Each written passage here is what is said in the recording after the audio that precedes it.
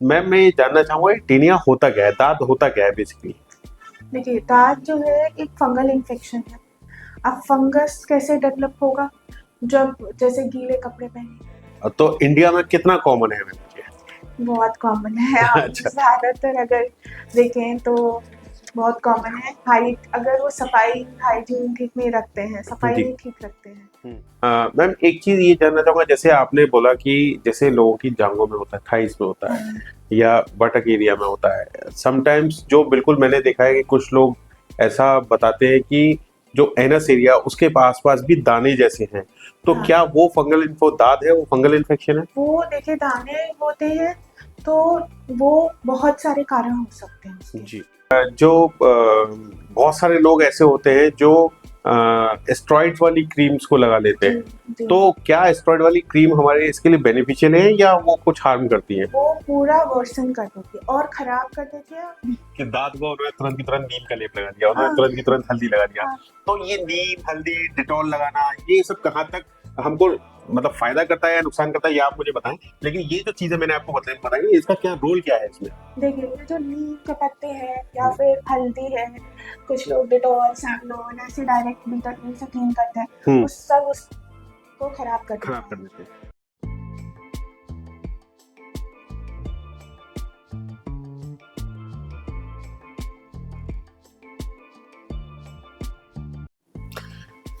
दोस्तों, doctor stock में आपका फिर से स्वागत है। आज हम फिर से मौजूद हैं डॉक्टर तेजस्विनी शर्मा जी के साथ, जो शांति नर्सिंग होम में कार्यरत हैं। दोस्तों, आज हम बात करने वाले हैं टीनिया के बारे में। टीनिया बहुत सारे लोग नहीं समझे होंगे, तो मैं थोड़ा आपको हिंदी में बताता हूँ कि हम लोग बात करने वाले हैं दांत के बारे में। बेसिकली एक फंगल इन्फेक्शन होता है और ये बहुत कॉमन है आजकल इंडिया में। तो थैंक्स मैम, आपका शो में स्वागत है। मैम मैं ये जानना चाहूँगा टीनिया होता क्या है, दाद होता क्या है बेसिकली। देखिए, दाद जो है एक फंगल इन्फेक्शन है। अब फंगस कैसे डेवलप होगा? जब जैसे गीले कपड़े पहने। जी। गीले कपड़े की वजह से किसी दूसरे को हो रहा है तो उससे लग गया, ओके। उस कारण। अच्छा। मेनली फंगल फंगल इन्फेक्शन है। तरीके का फंगल इन्फेक्शन है। तो इंडिया में कितना कॉमन है मैम ये? बहुत कॉमन है। आप अच्छा। ज़्यादातर अगर देखें तो बहुत कॉमन है। अगर वो सफाई हाइजीन ठीक नहीं रखते हैं, सफाई जी। नहीं ठीक रखते हैं, सूखा नहीं रखते हैं, तो लोगों को होता है। एंड स्पेशली जिनका बहुत सिटिंग आवर्स होते हैं, ऑटो रिक्शा वाले होते हैं, रिक्शे वाले या कारपेंटर्स होते हैं, उन लोगों को बहुत राइट। कॉमन है। अच्छा मैम, इसको पहचानते कैसे हैं, मतलब कैसे आइडेंटिफाई कैसे करते हैं कि ये दांत है? देखिए, पेशेंट आएगा, सबसे पहले तो एग्जाम करना ज़रूरी है। बिना एग्जाम करे तो कुछ भी पता नहीं स्टार्ट नहीं कर सकते हैं। तो जैसे अगर पेशेंट के जांघों में है, थाइस के बगल में है जी। या फिर बटक्स पे है, नीचे बैठने की जगह पे है, तो मोस्टली इसका साइन ऐसा होता है कि बाहर की तरफ इरिथमा होता है, लालपन होता है, जी। बीच का सेंटर जो होता है वो खाली होता है। खाली होता है। बट वो चीज़ और भी डायग्नोसिस में और भी चीज़ों में होता है। ऐसा नहीं कि केवल टीनिया में ही ऐसा अपीयरेंस दिखता है। जी। वो डिफरेंशिएट करना वो डॉक्टर का काम है। अच्छा। मैम एक चीज ये जानना चाहूंगा, जैसे आपने बोला कि जैसे लोगों की जांघों में होता है, थाइस में होता है या बटक एरिया में होता है, समटाइम्स जो बिल्कुल मैंने देखा है कि कुछ लोग ऐसा बताते हैं कि जो एनस एरिया उसके आसपास भी दाने जैसे हैं, तो क्या वो फंगल इन्फो दाद है, वो फंगल इन्फेक्शन है? वो देखिए दाने होते हैं तो वो बहुत सारे कारण हो सकते हैं उसके। जी। सफाई ना रखना। अब पीछे जैसे होता है, आप एनल इंटरकोर्स होता है, तो जैसे अगर संबंध बनाए हैं पेशेंट ने तो उसके कारण भी दाने हो सकते हैं। ओके। और बार बार अगर चीज़ रगड़ खा रही है, पेशेंट का वेट भी बहुत ज़्यादा है, अब वो बार बार उसको कड़ी लैट्रिन आ रही है या फिर कुछ ऐसा आ रहा है, बार बार वो उस जगह बार बार खुजली कर रहा है, उस कारण भी दाने हो सकते हैं। तो दानों का ऐसा नहीं है, दाने होते हैं बाहर। जैसे आपने मुझसे पूछा कि कैसा दिखता है, तो बाहर लालपन दिखता है, उसके बिल्कुल पेरिफेरल, उसके कोने पे किसी में दाने दिखते हैं, लाल लाल दाने, और बीच में सेंटर खाली रहता है। खाली रहता है। पीछे अगर कंप्लेन करेगा, एनल एरिया पे अगर कंप्लेन करेगा पेशेंट, तो केवल इचिंग का कंप्लेन करती है, इचिंग होती है। और अगर जैसे आप बोल रहे हैं दाने हैं, वो दाने किस टाइप के हैं वो देखना जरूरी है। वो टीनिया में नहीं होता है। वो टीनिया में नहीं। हाँ, वो कुछ भी हो सकता है। वो हर्पीज में भी हो सकता है। अच्छा। वो कैसे वायरल इन्फेक्शन हो सकता है। तो वो आप ऐसे नहीं कह सकते हैं। इचिंग होगी तो उसको एनल मेनली एनल क्लोराइटिस चाहिए, पीछे खुजली रहेगी। राइट मैम जी। अच्छा, इसका एनवायरमेंटल इफेक्ट से कितना रिलेशन है? जैसे क्या गर्मी में या पसीने में ये ज्यादा होता है या सर्दियों में भी हो सकता है? सर्दियों में कम देखा गया है, ज्यादातर ह्यूमिड उसमें और गर्मियों के उसमें होता है। सर्दी में उन लोगों को होता है जो सफाई नहीं रखते, जैसे और नहाते नहीं है डेली नहाते नहीं है, सेम क्लोथ्स वेयर कर रहे हैं, या फिर किसी को हो रहा है, उससे कॉन्टेजियस होता है, उससे दूसरे को लग गया, तो उनका रहता है। बट मोस्टली ये समर सीजन और ह्यूमिड। नहीं, जैसा आपने अभी कहा कि एक से दूसरे को लग गया, तो मतलब ये ट्रांसफरेबल डिसीज है, कंटीन्यूअस है। तो जो जैसे मान लीजिए किसी एक घर में किसी एक पर्सन को हो रहा है, तो उसके टॉवल यूज करने से या उसके कपड़े यूज करने से दूसरे को हो सकता है। हाँ, अगर उनके जैसे जिनको हो रहा है, उनके अगर मशीन में भी जैसे दूसरे के कपड़ों के साथ धोएंगे तो उनको भी हो सकता है। अच्छा, मतलब अगर सेम बकेट में भी रखा तो भी हो सकता है। हाँ, सेम वॉश भी हो सकता है।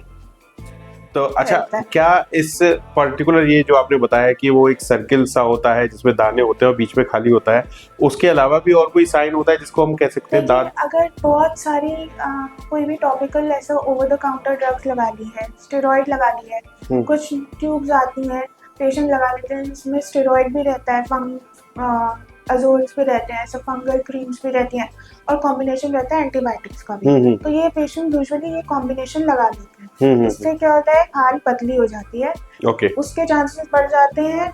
पस किसी में सेकेंडरी इन्फेक्शन हो जाता है, जैसे पस कलेक्शन हो गया, दाने हो गए पस भर के, मवाद भर के, और किसी क्या होता है, पूरा सूखा पड़ जाता है, और पूरा इरोड हो जाता है, मतलब खाल ऊपर की उतर जाती है और खराब हो जाती है। तो इन्फेक्शन एक तरीका का हो जाता है, एक्जिमा जैसे बोले, डर्मेटाइटिस हो गया। वही है कि दूसरों से हाथ, जैसा हाथ पे हो रहा है, हाथ में लाए तो हो सकता है, चांसेस है। कॉन्टेजियस है तो फैलेगा। और आप सेम बेडशीट पे सो रहे हैं जिनको ऑलरेडी, जिसपे उस इंसान को हो रहा है, तो भी हो सकता है।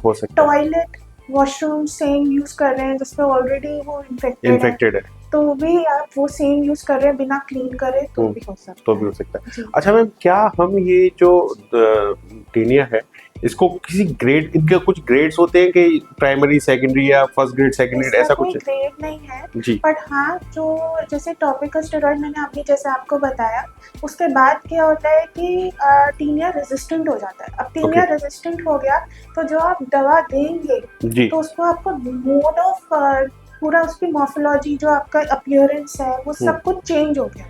जैसा दिखना चाहिए था वैसा नहीं दिखेगा। तो उससे भी होता है, उसको डिफरेंशिएट करो, फिर टैबलेट्स जो भी आपकी मेडिसिन चल रही है वो चेंज करके देनी पड़ती है, क्योंकि पेशेंट ऑलरेडी रेजिस्टेंट हो जाता है। अच्छा, तो वो डिफरेंट पूरा केस ही पूरा अलग हो जाता है। अच्छा, एक चीज जैसे मैं किसी डॉक्टर साहब से बात कर रहा था, तो उनका कहना ये था कि ज्यादा एंटीबायोटिक से भी टीनिया हो सकता है। ज्यादा एंटीबायोटिक से? जी, एंटीबायोटिक्स आप किस चीज के लिए यूज कर रहे हो, एंटीबायोटिक से टीनिया तो नहीं होगा। बट हाँ, अगर पेशेंट को सेकेंडरी इन्फेक्शन है तो पहले आप वो ट्रीट करोगे, टीनिया विद सेकेंडरी इन्फेक्शन है, तो पहले वो आप एंटीबायोटिक का कोर्स देकर 7 डेज का कोर्स देकर ट्रीट करोगे। जब वो रिजॉल्व हो जाएगा उसके बाद ही टीनिया का ट्रीटमेंट, फंगल इन्फेक्शन का ट्रीटमेंट स्टार्ट हो सकता है। अच्छा, उससे पहले नहीं हो सकता? उससे पहले अब सबसे पहले तो सेकेंडरी इन्फेक्शन जो है, जो मवाद भर के दाने हैं, वो जो एक्जिमा हो रहा है, डर्मेटाइटिस हो रही है अराउंड, वो पहले ट्रीट करोगे, उसके बाद ही आप स्विच कर सकते हो टीनिया का ट्रीटमेंट, जब वो रिजॉल्व हो जाए 7 डेज में। राइट। अच्छा, ये जो बहुत सारे लोग ऐसे होते हैं जो स्टेरॉइड वाली क्रीम्स को लगा लेते हैं, जी। तो क्या स्टेरॉइड वाली क्रीम हमारे इसके लिए बेनिफिशियल है या वो कुछ हार्म करती है? वो पूरा वर्सन कर देती है और खराब कर देती है और फ्लेयर अप हो जाता है। अच्छा। तो क्या होता है, आप स्टेरॉइड क्या करता है बेसिकली, आप स्टेरॉइड का काम क्या है, एंटी इन्फ्लेमेटरी है, जी सूजन को कम करता है। जी। पर अब आप टीनिया में फंगल इन्फेक्शन में अगर आप स्टेरॉइड दे रहे हैं, स्टेरॉइडल क्रीम दे रहे हैं या ट्रिपल कॉम्बिनेशन दे रहे हैं जिसमें 3 जो मैंने अभी बताया, उससे क्या होता है, ऊपर की लेयर हट गई जी। ऊपर की लेयर जो जितना थोड़ा स्किन को प्रोटेक्ट कर रही थी वो हट गई, पूरी पतली हो गई खाल, उस कारण इन्फेक्शन और प्रोन हो जाता है। टीनिया एक फंगल इन्फेक्शन है। सेकेंडरी इन्फेक्शन अगर हो गया तो आप खुद समझिए कि फंगल, एक तो फंगल इन्फेक्शन था, उसके ऊपर मवाद भर के दाने आ गए, डर्मेटाइटिस हो गई, इरिटेशन हो गया, क्योंकि स्टेरॉइड कॉज करता है इरिटेंट की तरह, राइट। तो ट्यूब वो यूज करते हैं तो उसकी वजह से वो और एग्रेवेट हो जाते हैं। अच्छा अच्छा। अच्छा मैम, देखिए हम लोग तो इंडिया में रहते हैं, हमारे इंडियंस की बहुत अच्छी कहूँगा बहुत अच्छी मेंटलिटी है कि दांत को उन्होंने तुरंत की तुरंत नीम का लेप लगा दिया, उन्होंने तुरंत की तुरंत हल्दी लगा दिया। तो ये नीम, हल्दी, डिटॉल लगाना, ये सब कहाँ तक हमको मतलब फायदा करता है या नुकसान करता है, ये आप मुझे बताएं। लेकिन ये जो चीजें मैंने आपको बताई, इसका क्या रोल क्या है इसमें? देखिए, ये जो नीम के पत्ते हैं या फिर हल्दी है, कुछ लोग डिटॉल, सैवलॉन ऐसे डायरेक्ट बीटर से क्लीन करते हैं, वो सब उसको खराब कर देते हैं। और ये कहते हैं, ये लोग सब लोग मानते हैं, पेशेंट्स मानते हैं कि डिटॉल से साफ करेंगे कीटाणु मर जाएंगे। हाँ। कुछ नहीं होता है, कुछ नहीं होता। ऊपर की और लेयर जो बैरियर होता है स्किन के ऊपर, एक हम लोगों के स्किन के ऊपर एक बैरियर होता है, स्किन बैरियर, जो हम लोगों की स्किन को नेचुरली प्रोटेक्ट करता है। तो अब क्या है, आप डिटॉल यूज कर रहे हैं या कुछ ऐसे यूज कर रहे हैं स्पेसिफिक, जैसे आपने मेंशन किया नीम का, तो उससे कुछ सॉर्ट आउट नहीं होगा, उससे ऊपर की लेयर और इरोड हो जाती है, डैमेज हो जाएगी और निकल जाएगी, तो आपकी स्किन और प्रोन हो जाएगी इन्फेक्शन। अच्छा अच्छा, चलिए ये तो ऊपर लगाने वाली बात होगी। बहुत सारे लोग फिर क्या करते हैं कि हमारे खून में गंदगी हो गई है, हम क्या करते हैं, नीम का जूस पी लेते हैं, या आजकल मार्केट में नीम का तेल भी आ रहा है। तो ये सब चीजें अगर हम पीते हैं तो क्या इसका इस टीनिया पर कोई इम्पैक्ट पड़ता है या कोई इम्पैक्ट नहीं है? कोई इम्पैक्ट नहीं है। वो फायदा या नुकसान करेगा वो हम कुछ भी यूज नहीं, कुछ भी यूज नहीं है, राइट मैम। अच्छा, अब हम बात करते हैं ट्रीटमेंट की। तो टीनिया का ट्रीटमेंट बेसिकली क्या रहता है? देखिए, मेन होता है पेशेंट को फर्स्ट ट्रीटमेंट में सबसे पहले काउंसल करना जरूरी है जी। आप अगर काउंसल नहीं करेंगे, प्रिकॉशंस नहीं बताएंगे, सीधे ट्रीटमेंट लिख देंगे, तो पेशेंट अगर ट्रीटमेंट पे डिपेंड करेगा, तो उसको काउंसल करना जरूरी है कि 4 to 5 months इलाज चलेगा ही चलेगा जी। आपको 15 days में रिलीफ मिलेगा। आप अगर दवा बंद करोगे, फिर उसके बाद आप फिर से आओगे, तो वो चीज रेजिस्टेंट हो जाएगी और फिर जो दवा आपको दे रहे हैं वो असर नहीं करेगी। ओके। तो इसमें क्या रहता है, मेनली एंटी फंगल स्टार्ट करते हैं, अजोल स्टार्ट करते हैं, डिपेंड करते हैं कोमॉर्बिडिटी पे। अगर पेशेंट सपोज एंटीकोगुलेंट्स पे है, खून पतला करने वाली दवा है, या फिर शुगर पे है, शुगर पे इतना चेंज नहीं आता है, डायबिटिक है तो इतना कोई मेडिसिन चेंज करने की जरूरत नहीं है। बट अगर सपोज एंटीकोगुलेंट है, एंटी एपिलेप्टिक ड्रग्स हैं, जैसे जिनको दौरा पड़ता है या फिर उसकी जो दवाएं चलती हैं, चक्कर आने की दवाएं चलती हैं, तो उस केस में दवा चेंज करनी पड़ती है। और बाकी आप एंटी फंगल्स के टॉपिकल ट्यूब्स देते हैं, उसको लगाने का तरीका जरूर होना चाहिए, एक तरीका होता है, वो आप समझे, डर्मेटोलॉजिस्ट के पास जाएं, बोर्ड सर्टिफाइड डर्मेटोलॉजिस्ट होना चाहिए, प्रॉपर डिग्री के साथ जी, एंड एमबीबीएस एमडी हो, एंड उनके पास जाएं प्रॉपर, क्योंकि ट्यूब लगाने का भी एक तरीका है, उल्टा लगा लेंगे, ठीक से नहीं लगाएंगे, बहुत ज्यादा लगाएंगे तो ऐसा तो रहेंगे कि जल्दी ठीक हो जाएगा, वो ठहरता है। अच्छा अच्छा। हाँ। अच्छा, यूजुअली ये जो टीनिया है या मैं दांत कहूँ, ये ठीक होने में लगभग कितना टाइम लग जाता है? 4 to 5 months, आराम 1 महीने में शुरू हो जाता है जी। 4 to 5 months, and in case patient is diabetic 4 months से एक्सीड करता है, क्योंकि डायबिटिक लोगों में हीलिंग थोड़ा सा लेट। अच्छा, जैसे बहुत से जब जो ये टीनिया है इससे लोगों को खुजली भी होती है। हाँ अब जब खुजली होती है तो आदमी खुजाता भी है, जी। तो उसको हम क्या मेडिसिन के थ्रू कंट्रोल करते हैं या करना क्या कोई ऑइंटमेंट वगैरह से कंट्रोल हो जाती है? देखिए जो मेडिसिन चल रही है और फिर एंटीहिस्टामिन्स चल रही हैं और ट्यूब चल रही है, उससे भी होता है। साथ में प्रिकॉशंस लेने बहुत ज़रूरी है। जी। अगर आप बार बार वही गीले कपड़े पहन रहे हैं, सूखे नहीं पहन रहे हैं, आप वॉशरूम जा रहे हैं, वॉश नहीं कर रहे हैं, साथ में कॉटन के सूती कपड़े से आप उसको वाइप करिए तब पहनिए अंडरगारमेंट्स, तो ठीक है, सूखा रहेगा ये, क्योंकि प्रिकॉशंस लेने साथ में मेडिसिन के साथ लेना बहुत जरूरी है। अगर आप प्रिकॉशन नहीं लेंगे तो एक बार अगर 4 to 5 मंथ्स सपोज वो जड़ से चला भी जाएगा, आप डॉक्टर को ही दिखाइए जैसे जैसे फॉलोअप पे बुला रहे हैं, उसके बाद अगर वो वही चीज प्रिकॉशंस बंद कर दिए वो वापस से आ जाएगा। ओके। तो उसके लिए आपका डॉक्टर का एफर्ट तो है ही, साथ ही पेशेंट का एफर्ट बहुत जरूरी है। ओके जी। अच्छा, जैसे हम बात कर रहे हैं साफ सफाई और हाइजीन की, तो अब मैं देखता हूँ कि बहुत सारे लोग कुछ जैसे डिटॉल या सेवलॉन इन चीज़ों को रेगुलर बाथ के पानी में डाल करके यूज करते हैं, तो क्या इसका क्या इम्पैक्ट होता है मैम? देखिए, और वर्सन करता है चीज़ों को। तो डिटॉल आपको लग रहा है कि कीटाणु मार रहा है जी, सेवलॉन, डिटॉल, बट इन चीज में फंगल इन्फेक्शन में और एग्रेवेट कर देता है। तो इंस्टेड ऑफ यूजिंग ऐसे डिटॉल, आपके दिमाग में बैठा है 99% कीड़ा ऐसा कुछ नहीं है, और उससे और स्किन आपकी खराब होती जाती है। अच्छा, जैसे क्या हम कुछ स्पेसिफिक होता है जैसे कि कोई स्पेशल सोप, या जैसे आज की डेट में मार्केट में जो सोप्स आ रहे हैं हमें वो यूज करने चाहिए या कुछ मेडिकेटेड यूज करने चाहिए? देखिए, मेरे पूरे उसमें मैंने कभी सोप पेशेंट को प्रिस्क्राइब नहीं किया। ओके। तो आई यूजुअली प्रेफर 3 सोप्स जो होते हैं, वो पेशेंट को जनरल बता देते हैं जी, कि ये यूज करें, आप ये वाले यूज ना करें। क्योंकि क्या है, बार बार पेशेंट कब तक लाइफ लॉन्ग वो बाय करता रहेगा जी, उसकी भी तो पॉकेट से जा ही रहा है जी। और मुझे नहीं लगता कि ऐसा अगर आप वही मेडिकेटेड सोप लेंगे तो तभी ठीक होगा, ऐसा कुछ नहीं है। मतलब हम कोई भी यूज कर सकते हैं स्पेसिफिक जो आपके डर्मेटोलॉजिस्ट बताएंगे वो स्पेसिफिक। तो मैं यूजुअली 3 करती हूँ प्रेफर, तो वो स्पेसिफिक आप यूज करिए, ऐसा नहीं कि कोई भी यूज करिए। और कुछ होते हैं सोप्स जो बिल्कुल ही अवॉइड करने चाहिए। ओके। अच्छा, जैसे आजकल मार्केट में बॉडी वॉश भी अवेलेबल है, हाँ।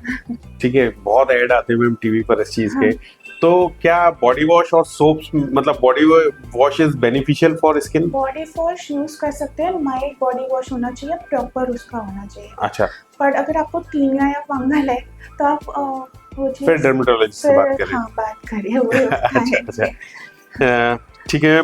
सो अच्छा, अब मैं एक कंक्लूजन वाला स्टेटमेंट आपसे चाहूंगा कि आप पेशेंट्स को क्या रिकमेंड करेंगे टीनिया से प्रिकॉशन के लिए? ठीक, तो सबसे पहले तो सूती कपड़ा पहनना है, गीला कपड़ा पहनना है, सिंथेटिक क्लोथ्स अवॉइड करने हैं, अंडरवेयर और अंडरगारमेंट्स। ऐसा नहीं है कि नीचे है तो ऊपर नहीं हो सकता, आप वहाँ हाथ लगा रहे हो तो ऊपर भी हो सकता है। ओके। तो वो सब चीजें ध्यान रखनी है, कॉटन के कपड़े पहनने हैं, और बाकी सोप आप पता करके करिए, उधर हाथ ना लगाएं, सफाई रखें, अपने कपड़े अलग वॉश करें, सेपरेट वॉश करें। अगर घर में किसी को है तो उनको भी लेकर लाके दिखा दें, वरना बार बार आपको होता है। दोस्तों, हमने आज दांत के बारे में जाना। ये एक बहुत कॉमन प्रॉब्लम है हमारे इंडियन कल्चर में। मैम ने हमको बताया कि हमको कुछ चीज़ें जैसे सूती कपड़े, सिंथेटिक कॉटन जो कपड़े होते हैं वो अवॉइड करने चाहिए। साथ ही हमको जो पसीना आता है उस पर भी हमें ध्यान रखना चाहिए। अगर हमें पसीना आ रहा है, पसीना आएगा ऑब्वियसली, उसको हम रोक नहीं सकते, लेकिन अगर पसीना आए तो हम उसको प्रॉपर्ली बाद में क्लीन करें, अपनी हाइजीन का बहुत अच्छा ध्यान रखें। और अगर किसी को ये चीज़ हो जाती है तो यूजुअली 4 to 5 मंथ्स में ये रिकवर हो जाती है, बट उसके लिए हमें हमारे डर्मेटोलॉजिस्ट को दिखाना चाहिए। हम हियर एंड देयर कुछ ट्राई करें, कुछ अप्लाई करें जिससे हमारी स्किन को लॉस हो, वो फिर हमारे लिए अच्छा नहीं, क्योंकि आगे वो प्रॉब्लम को हमारी को बढ़ाएगा। तो इससे अच्छा ये है कि हम अपने किसी डर्मेटोलॉजिस्ट को दिखाएं और उनसे कंसल्ट करके मेडिकेशन करें। इसी के साथ thank you very much ma'am. Thank you दोस्तों।